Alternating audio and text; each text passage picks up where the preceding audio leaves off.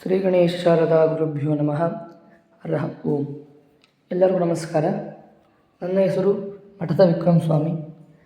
ನಮ್ಮ ಸಸ್ವರ ವೇದಮಂತ್ರಗಳು ಎಂಬ ಯೂಟ್ಯೂಬ್ ಚಾನಲ್ಗೆ ಎಲ್ಲರಿಗೂ ಸ್ವಾಗತ ಸುಸ್ವಾಗತ.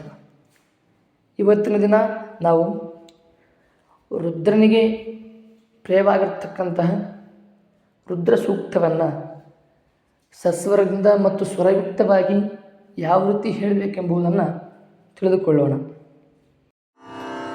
ಶ್ರೀ ಗಣೇಶ ಶಾರದಾ ಗುರುಭ್ಯೋ ನಮಃ. ಹರಃ ಓಂ. ಅಥ ರುದ್ರಸೂಕ್ತಂ. ಕದ್ರುದ್ರಾಯ ಪ್ರಚೇತಸೇ ಮೇಢುಷ್ಟಮಾಜತೋ ವ್ಯಸೇ ಓಚೇಮಶಂತಮಗುಂ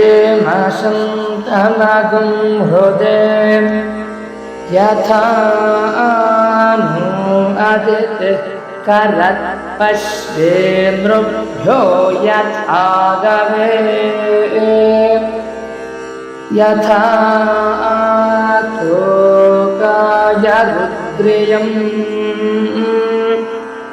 ಯಥಾ ನು ಮಿತ್ರೋ ವರುಣೋ ಯಥಾ ರುದ್ರಶ್ಚಿಕೇತತೆ ಯಥಾ ವಿಶ್ವೇ ಸಜೋಷಸಃ ಗಾಥಪತಿಂ ಮೇಧಪತಿಂ ರುದ್ರಂ ಜಲಾ ಶಭೇಷಜಂ ತಚ್ಛೇಯೋಸ್ಸುಂ ನಮೇಮಹೇ ಯಃ ಶುಕ್ರ ಇವ ಸೂರ್ಯೋ ಹಿರಣ್ಯಮಿವ ರೋಚತೆ ಶ್ರೇಷ್ಠೋ ದೇವಾನಾಂ ವಸುಃ ಶಂ ನಃ ಕರತ್ಯರ್ವತೆ ಸುಗಂ ಮೇಷಾಯ ಮೇಷ್ಯೇ ನೃಭ್ಯೋ ನಾರಿಭ್ಯೋ ಗವೇ ಅಸ್ಮೇ ಸೋಮಶ್ರಿಯಮಧಿನಿಧೇ ಹಿ ಶತಸ್ಯ ನೃಣಾಂ ಮಹಿಶ್ರವಸ್ತು ವಿಂದ್ರುಮ್ನಂ ಮಾನಸ್ಸೋಮ ಪರಿವಾಧೋ ಮಾರಾತಯೋ ಜೋಹರಂತ ಆನಯಂದ್ರೋ ವಾಜೇ ಭಜ ಅಯಂ ಮೇ ಅಸ್ತೋ ಭಗವಾನಯಂ ಮೇ ಭಗವತ್ತರಃ ಅಯಂ ಮೇ ವಿಶ್ವಭೇಷಜೋಯಂ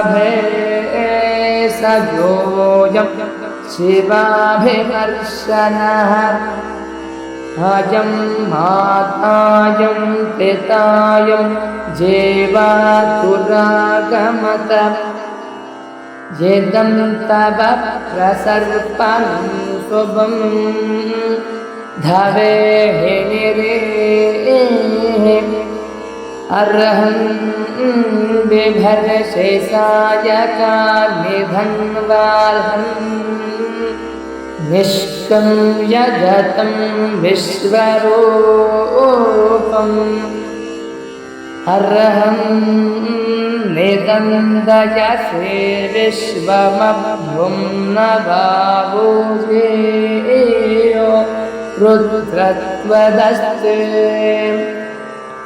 ಓಂ ಸಹನಾ ಭವತು ಸಹನೌ ಭುನಕ್ತು ಸಹ ವೀರ್ಯಂ ಕರವಾವಹೈ ತೇಜಸ್ವಿನಾವಧೇತಮಸ್ತು ಮಾ ವಿದ್ವಿಷಾವಹೈ.